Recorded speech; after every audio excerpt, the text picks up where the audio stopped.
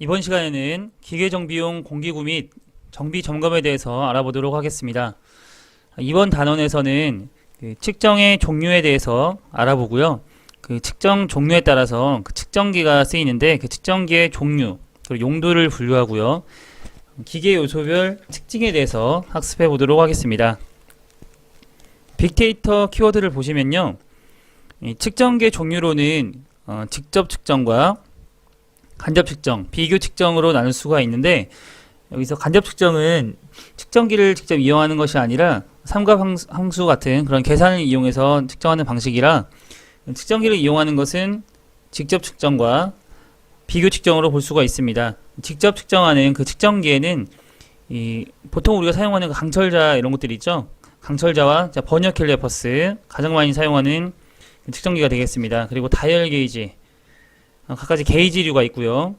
그리고 게이지강의 구비 조건, 그리고 마이크로미터, 가장 많이 사용하는 측정기들이었습니다. 이 직접 측정기와 그리고 비교 측정기의 종류를 알아봤고요. 공구, 볼트, 그리고 너트 풀림 방지법, 굉장히 잘 나오는 내용이었는데요.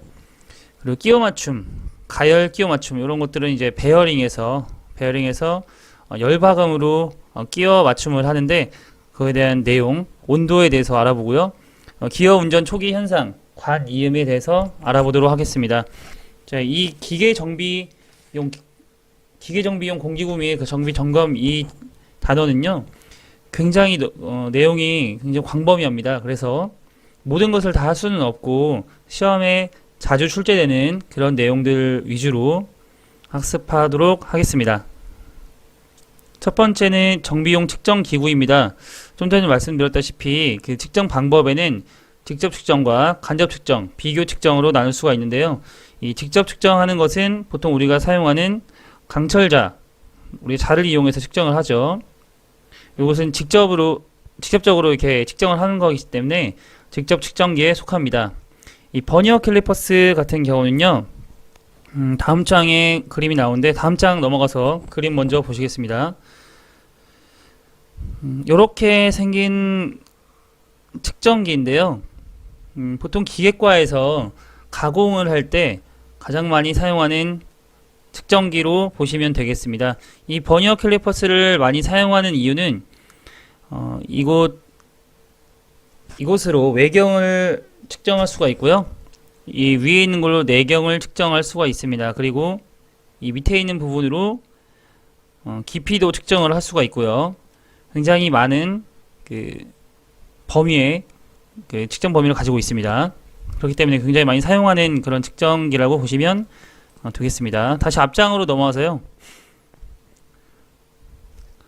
마이크로미터 측정기도 있습니다. 마이크로미터. 이것은 이제 보통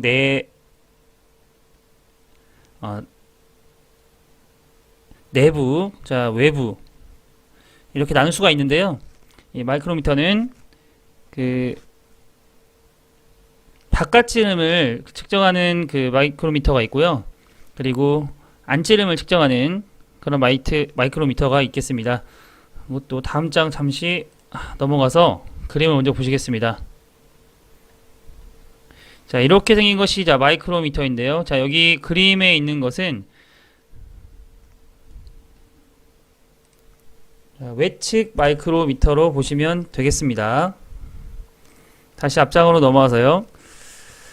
자, 이렇게 직접 측정이라고 하는 것은 그 측정 대상물을 직접 제품에 대고 실제 길이를 측정하는 방법이 되겠습니다. 장점으로는 실제 치수를 직접 잴 수가 있어서 좋고요. 측정 범위가 다른 측정법보다 굉장히 넓습니다. 그래서 이 직접 측정은요, 다품종, 소량 생산품에 굉장히 유리합니다. 하지만 그 판독자에 따라서 좀 많이 다를 수가 있습니다. 특히 버니어 캘리퍼스 같은 경우는 그 판독자에 따라서 굉장히 치수가 많이 다를 수가 있고요. 이런 것들은 다 숙련도나 경험에 따라서 많이 변할 수 있다는 단점이 있습니다. 측정 시간도 정밀하게 하기 위해서는 좀 많이 오래 걸린다는 그런 단점이 있겠습니다. 다음은 비교 측정입니다. 비교 측정. 제품 측정 시에 표준 치수의 게이지와 비교해서 측정기의 값의 차이를 읽는 것인데요. 보통 대상물이 자, 10mm. 자, 10mm 치수를 가지고 있는 대상물이 있다고 하면 그 비교 측정을 하려면 그 기준 10편이 있다고 보시면 됩니다. 이 기준 10편 길이와 비교를 해서 그 차의 값을 읽는 것을 비교 측정기라고 합니다. 가장 대표적인 것이 다이얼 게이지, 그리고 높이 게이지, 이건 하이트 게이지라고도 하고요. 공기 마이크로미터, 그리고 틈새 게이지입니다. 틈새 게이지. 이런 것들이 있습니다. 여기 옵티미터 같은 경우는요, 좀 광학적인 방법으로 측정물의 치수를 확대해서 기준 게이지와 비교하는 비교 측정기이고요. 이 공기 마이크로미터는 무엇이냐? 좀 전에 그 직접 측정기 중에 마이크로미터는 직접 측정기에 속한다고 했었는데, 이 공기 마이크로미터는 비교 측정기에 속합니다. 그 이유는 그 치수의 변화를요, 공기의 그 유량, 압력의 변화로 바꿉니다. 그래서 이 변화량은요, 측정해서 치수를 재는 비교 측정기가 되겠습니다. 그래서 이 그 외측 마이크로미터나 내측 마이크로미터 같은 경우에는 직접적으로 대상물을 측정하기 때문에 직접 측정기로 속하고요. 이 공기 마이크로미터 같은 경우에는 변화량을 비교 측정하는 거기 때문에 직접 측정기가 아닌 비교 측정기로 보시면 되겠습니다. 이거 헷갈리지 마시고요. 가장 많이 사용하는 것은 이 다이얼 게이지와 이 높이 게이지입니다. 이 다이얼 게이지라고 하는 것은요, 보통 그 축의 중심이 잘 맞는지 안 맞는지를 확인할 때 사용하는 측정기로 보시면 되겠고요. 이게 눈금에 따라서 치수를 알 수 있는 그런 게이지라고 보시면 되겠습니다. 그리고 높이 게이지 같은 경우는 그 비교 측정에 대해서 설명을 드릴 때 10편이 필요하다고 했었죠. 그래서 이 길이마다 그 10편이 있는 것이라고 생각하시면 되겠습니다. 예. 요 내용이 블록 게이지에 대한 설명이었습니다. 그리고 이 높이 게이지라고 하는 것은요, 이 다음 장에 그 그림이 나와 있는데, 이 높이 게이지라고 하는 것은 이렇게 하이트 게이지라고도 하고요.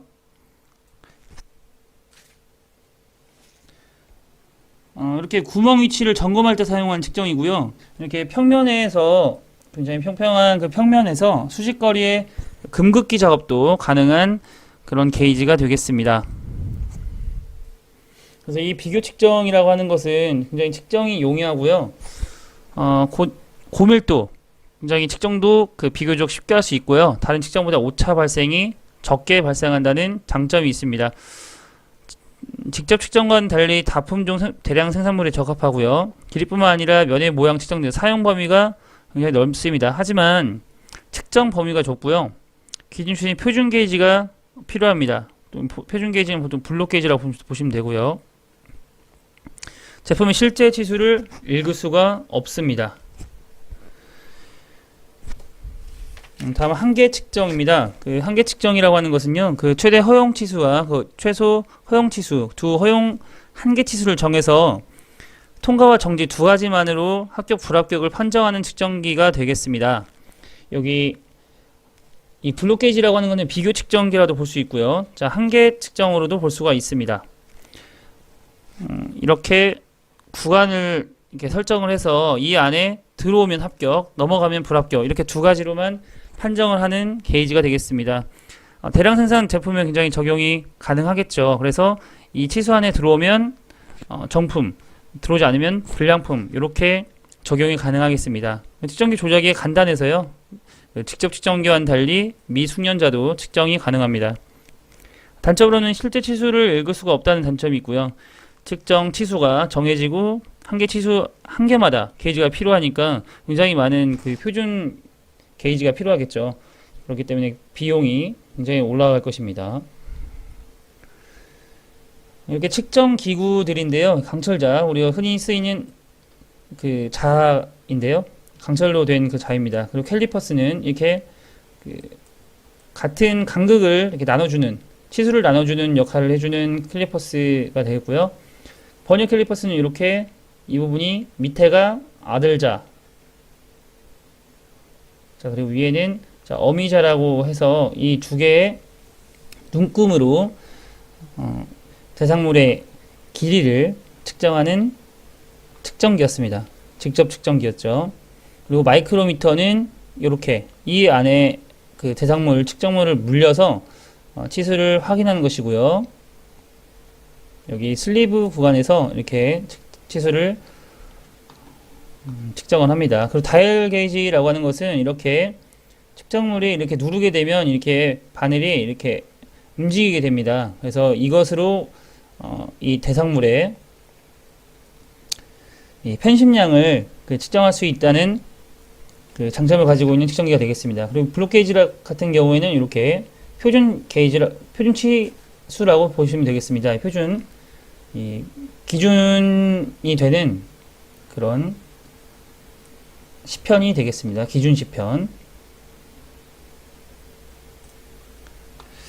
틈새 게이지는 이렇게 생겼는데요. 보통 이렇게 틈새라고 하니까 간극이죠. 간극을 측정하는 그런 측정기가 되겠고요. 나사 게이지 같은 경우에는 두 가지가 있는데 이렇게 센터 게이지와 피치 게이지로 나눌 수가 있습니다.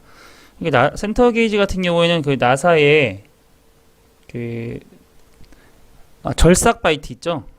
나사 절삭 바이트 측정할 때 쓰이고요. 피치 게이지 같은 경우에는 그 나사의 그 피치를 측정할 때 사용하는 것이 되겠습니다. 높이 게이지는 좀 전에 말씀드렸다시피 자, 구멍 위치를 정할 때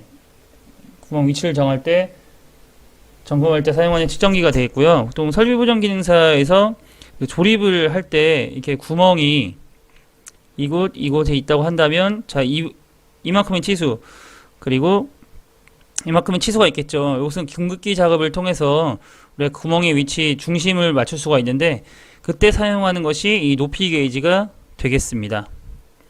와이어 게이지 같은 경우에는 와이어나 가는 드릴들의 그 지름을 재는 데 사용하는 게이지가 되겠고요.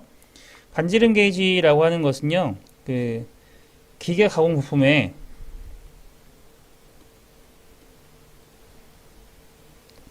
그 기계 가공 부품에 있는 그 둥근 모양을 검사하는 그런 윤곽 게이지가 되겠습니다.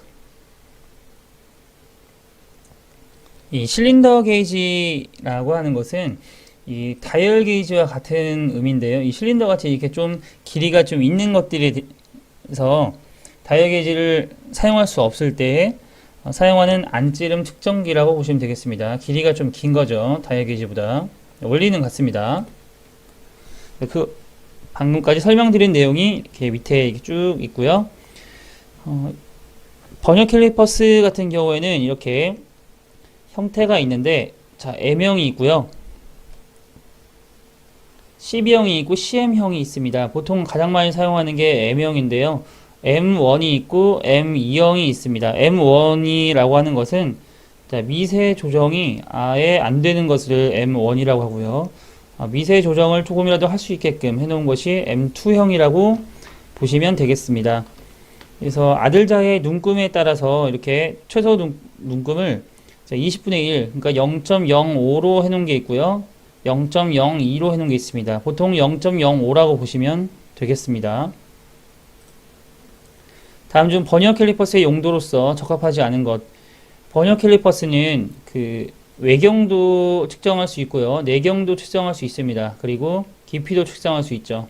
하지만 나사의 유효 직경은 측정할 수가 없죠. 요거는 삼신법을 이용해서 측정하게 됩니다. 답은 그래서 4번이 되겠고요. 자, 다음은 마이크로미터입니다. 이 마이크로미터는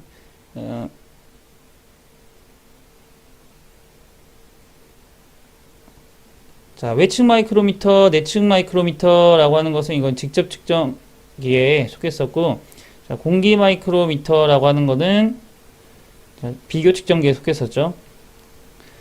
그래서 이 마이크로미터는 딤블, 직경의 눈금을 확대해서 측정하는 측정기가 되겠습니다. 딤블이라는 것이 잠깐 앞쪽으로 넘어가겠습니다. 딤블이라고 하는 것이 이 부분을 뜻합니다. 이 부분. 심블이라고도 하고요. 같은 발음입니다. 그래서 이 다이얼 게이지는 굉장히 중요한데요. 회전축의 흔들림 점검, 그리고 공작물 평행도 측정 및 표준과의 비교 측정에 이용되는 측정기가 되겠습니다. 그래서 비교 측정기에 속하고요. 다이얼 게이지를 응용해서 외경 측정, 두께 측정, 높이 측정도 할 수가 있습니다. 자, 블록 게이지는 기준 10편이라고 보시면 되겠습니다. 틈새 게이지라고 하는 것은요, 간극을 점검하는 거죠. 나사 게이지는 센터 게이지와 스크류 피치 게이지로 속하고, 이 센터 게이지라고 하는 것은 나사 바이트, 그리고 피치를 구할 때 사용하는 것이 피치 게이지라고 했었죠. 이거 위에서 다 말씀드렸던 내용입니다. 지나가도록 하겠습니다. 자, 개념적인 문제 풀어보도록 하겠습니다. 선반에서 나사절삭 바이트가 나오면 바로 나사 게이지에서 센터 게이지였죠. 센터 게이지. 답은 3번이 되겠고요. 블록 게이지는 기준 10편, 틈새 게이지는 간극, 피치 게이지는 이제 피치를 측정할 때 사용하는 게이지였습니다. 답은 3번이 되겠고요.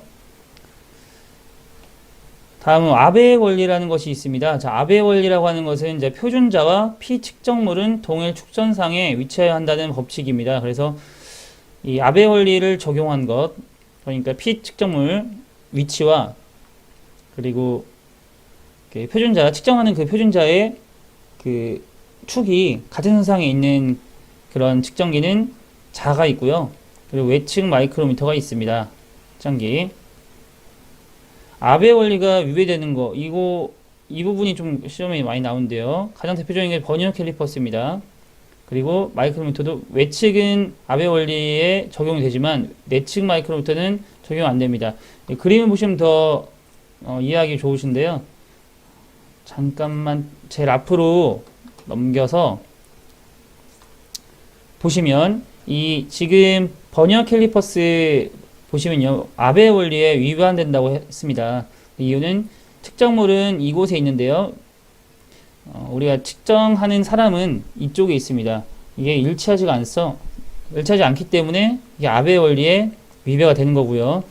이 그림은 외측 마이크로미터라고 했습니다. 그 외측 마이크로미터 같은 경우에는 이 부분이 측정물이 있고, 그리고 이 부분에서 측정을 하기 때문에 같은 선상이 있기 때문에 이게 아베 원리에 위해가 하지 않고 아베 원리에 적용하는 그런 측정기가 되겠습니다. 하지만 내측 마이크로미터는 이렇게 동일 축전상에 있지 않기 때문에 아베 원리에 위배되는 측정기가 되겠습니다.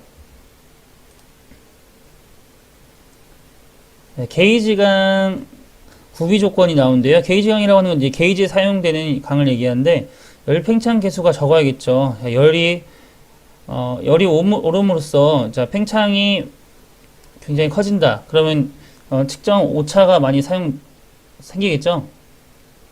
그렇기 때문에 팽창 개수가 적어야 되고요. 변화율이 적어야 됩니다. 경도가 크고 내마성도 커야 되고요. 정말 다림질이 가능하고 가공성이 좋아야 합니다. 제품 검사 단계로는 이렇게 소재 검사하고 부품 검사하고 조립 검사, 성능 검사로 이루어지고요.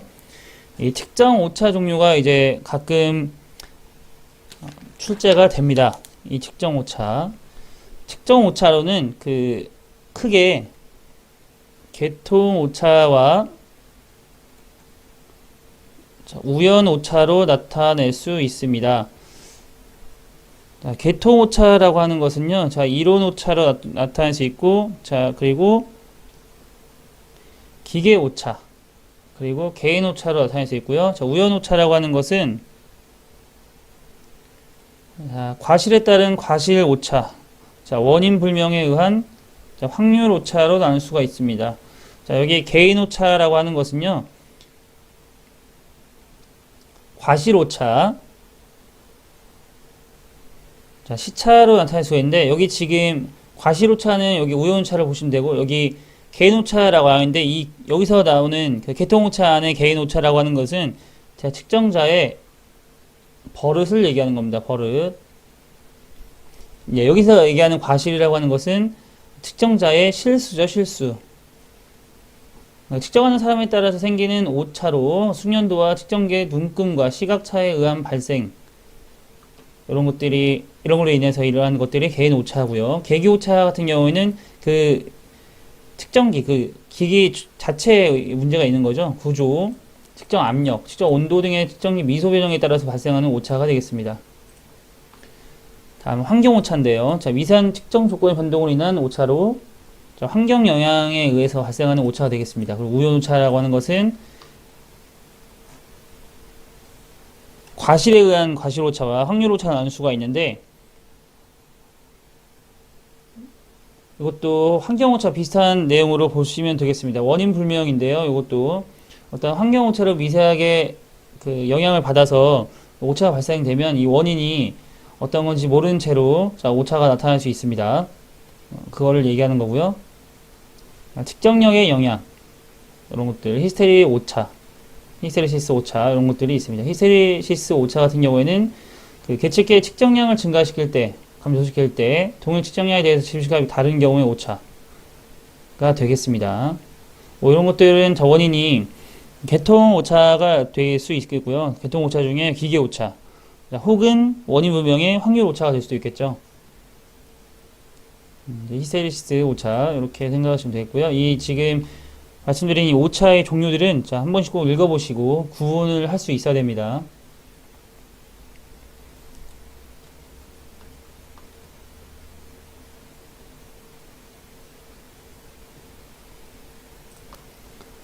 다음은 정비용 공기구입니다. 첫 번째로 체결용 공구가 있는데요. 체결을 할 때 사용하는 공구가 되겠습니다. 체결용 공구에는 양구 스패너, 편구 스패너, 타격 스패너, 스패너들이 있죠. 스패너, 그리고 훅 스패너, 이런 것들이, L렌치, 이런 것들이 있는데, 몽키 스패너도 있죠. 이 스패너 같은 경우에는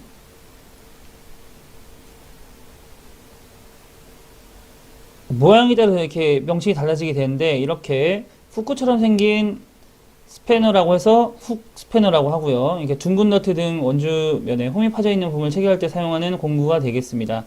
자, 몽키 스패너 같은 경우에는 이게 이 부분을 조절을 할 수가 있는 거죠.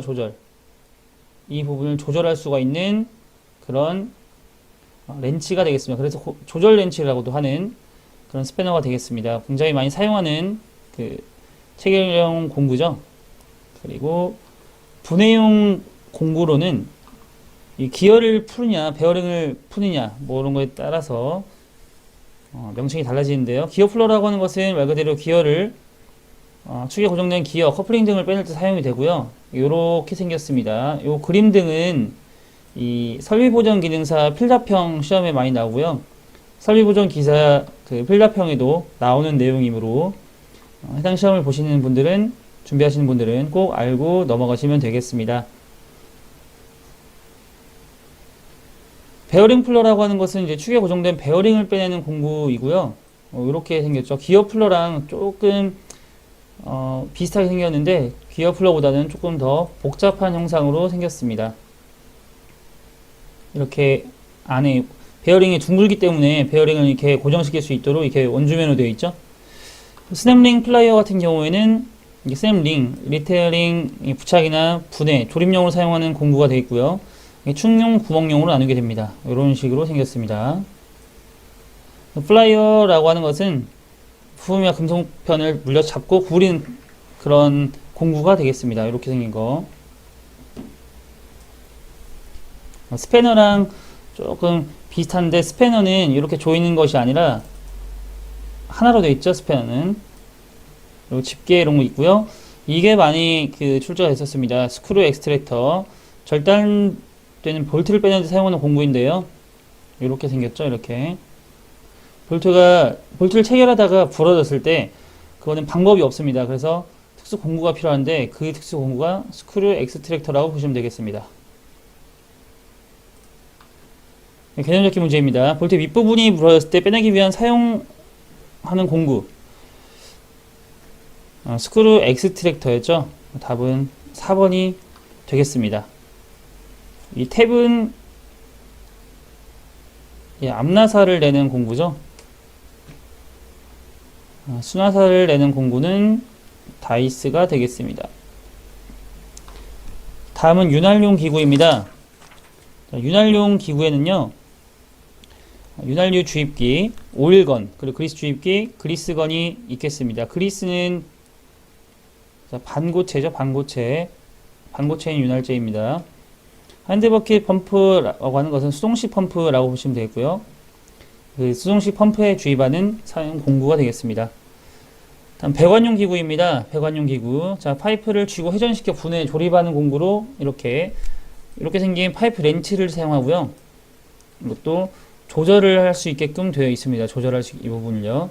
파이프 커터라고 하는 것은 이렇게 절단할 때 사용하는 공구가 되겠죠. 그리고 파이프 바이스는 이 부분에 고정을 해 놓는 겁니다. 뭔가 자르고 그리고 분해하고 할 때는 이제 고정을 해놓고 해야겠죠. 그래서 이 파이프 바이스로 고정해 놓고 렌치나 커터로 절단하거나 조립을 하게 되겠습니다. 그리고 이 오스터도 굉장히 잘 나오는데요. 이 파이프에 나사를 깎는 기구가 되겠습니다. 여기 축을 배관을 두고 여기에다가 나사산을 내는 거죠. 나사산을 내는 기구가 되겠습니다. 플레어링 툴이라고 하는 것은요, 이 플레어링 세트가 있는데 이 세트 안에 들어있는 구성 요소 중 하나입니다. 이 플레어링 툴이 있고요. 그리고 콤프레스, 그리고 이 파이프 커터가 플레어링 세트 구성 요소가 되겠습니다. 이 파이프 밴더라고 하는 것은, 밴더는 구부린다는 뜻이죠. 그리고 파이프를 구부리기 위한 기구가 되겠습니다. 유압이라는 그런 큰 힘을 이용해서 구부리는 그런 기구가 되겠습니다. 다섯 번째는 정비용 측정 기구입니다. 이 베어링 체커가 있고요. 베어링 체커라고 하는 것은 윤활 상태를 측정하는 기구입니다. 이것도 많이 출제가 되셨습니다. 진동계, 진동을 측정하는 기구가 있고요.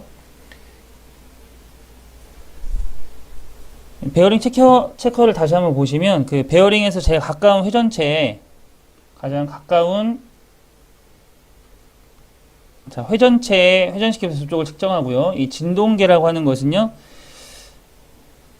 진동을 측정하는 기구라고 말씀드렸죠. 근데 이 진동을 진단하고 더불어서, 자, 주파수의 분석이 필요하다. 그럴 경우에는, 자, 고속 프리의 변환, 패스트 프리의 트랜스폼, 이 분석기를 사용을 하게 됩니다. 보통 설비 진단할 때 사용하는 것이었죠. 지시 소음계라고 하는 것은 일반적으로, 자, 40에서 140dB 정도의 소음의 크기를 측정을 하겠습니다. 회전계라고 하는 건 회전 속도를 측정하는 기구인데요. 접촉식과 비접촉식, 그리고 공용식이 있겠습니다. 접촉도 하고 비접촉도 해도 되는 그런 공용식이 있겠습니다. 온도계가 있는데, 온도를 측정하는 기구로 이제 열전대를 이용하는 특정기인데요. 자, 열전대라고 하는 것은, 자, 재백 효과를 이용을 합니다. 넓은 범위의 온도를 측정하기 위해서 두 종류의 금속을 만든 장치를 열전대라고 하는데요. 이 재백 효과라고 하는 것은 무엇이냐? 두 종류의 그 금속을 양 접점에 온도를 달리해주면 온도 차에 비례해서 열 기전력이 생기는 효과가 되겠습니다.